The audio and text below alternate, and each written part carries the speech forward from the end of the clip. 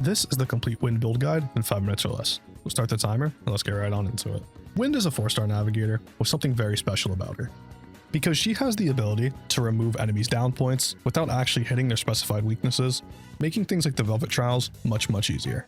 If you direct your attention towards Wind's A0, this is explained as every 3 ally actions inflict insight on the foe with the most down points. When the foe with insight takes damage, it loses all insight stacks and Riko gains intel. Targets with insight get their damage taken increased, but also, when that target takes damage, their down points will be decreased by 1. Intel stacks are important with Riko's skill 3, but the most important thing here is insight. And there are actually 2 very easy ways to show who currently has insight applied on them. The first way is when a foe gains an insight stack, it'll state it above their head as a debuff. The second way that you can check is when analyzing the enemy, it'll say insight under the stats section. As you can see, this enemy isn't weak to fire, but if I'm to hit him with, let's say, Keys skill 1, the down point will still be removed. Riko also has access to classic buffing and debuffing skills. For example, Riko's skill 1 decreases all foes' defense for 2 turns, and this scales off of her speed. This skill will also inflict insight on the main target. Riko's skill 3 spends all intel stacks, granting fair wins to the party, and restores the targeted ally's HP, and also increase their damage to foes for 1 turn, based upon Riko's speed once again. Both of these skills do scale off of her speed, and they both have a certain cap out, but the magic number that you're looking for is around 170 speed on Riko. Riko's skill 2 is very special, because it increases all foes' damage taken for 2 turns, but this skill actually activates itself. When an ally inflicts weakness damage or knocks down a foe, the cooldown of this skill is decreased by 1. When the time reaches 0, this skill activates automatically, so you yourself are never going to be using skill 2. Wind also has access to pretty good passives, like Enhanced Stat, which increases the party's stats by 15% of her own stats, Springtime Tempest, which increases the party's HP, attack, and defense, and Plum Blossom Glory, which increases your 1 more and all-out attack damage by 40%. So basically, Wind allows you to buff your team, debuff the enemies, down them faster and more efficiently, increases your all-out attack damage after you are to down them. When playing Wind, you're going to be using skill 1 into skill 3 repeatedly.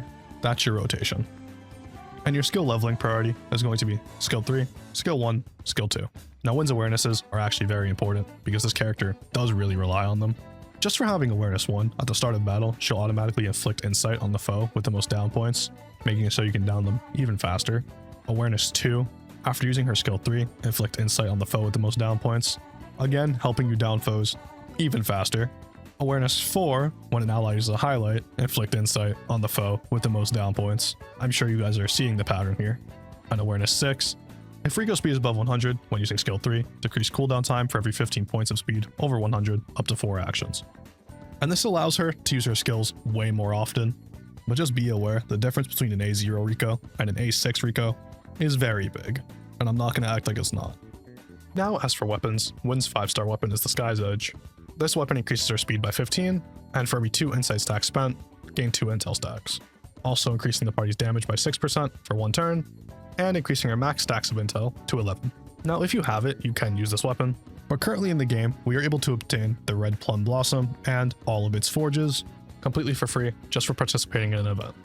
This weapon also increases Riko's speed, albeit not by as much as her 5-star, but for every intel stacks she spends, she grants one of the following effects: increasing attack by 13%, increasing defense by 20%, or increasing max HP by 13%, also giving her a 10% chance to gain 1 intel stack. And as far as I'm concerned, the Forge 6 event weapon is more than enough. You don't need this 5-star weapon by any means.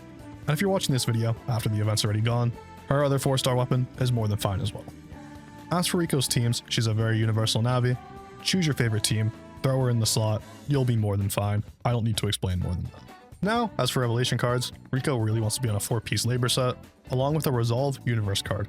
The 4-piece labor set increases her max HP by 12%, and the 4-piece set effect is, when equipped by an Elucidator, which is a navigator, during battle, increase party's max HP, attack, and defense by 8%. The Resolve card on top of that, when equipped by an Elucidator, after using a skill to inflict a debuff on a foe, decrease target's defense by 10% for 2 turns, making Riko's debuffing capabilities even stronger. As for the main stats on these cards, you're looking for either an attack or an attack mult moon, a crit mult or a crit rate star, and a speed planet. As for substats, you're looking for speed as the main priority and the top stat on every single card. After that, some stats like crit rate and crit molt also work just fine. And that's the complete Wind build guide in 5 minutes or less. As always, if I did help you out, consider subscribing to the channel and liking the video, because it does help me and the video out an absolute ton. That's gonna be all from me. I'm out. Peace.